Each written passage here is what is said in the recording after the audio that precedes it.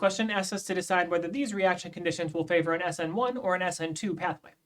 We'll need to look at all of the reaction conditions. We'll need to look at the nucleophile, the electrophile, and the solvent before we can make a decision. We'll start with the electrophile, the substrate. The substrate here is a tertiary electrophile, a tertiary alkyl halide.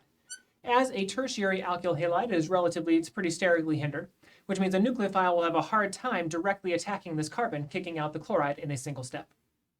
Our nucleophile is a neutral alcohol. It is a weak nucleophile.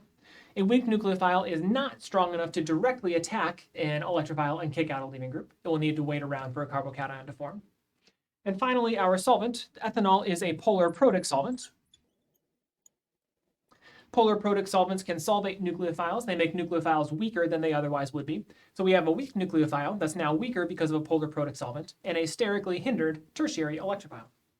All of these together mean that SN1 will be the most likely pathway for these reaction conditions.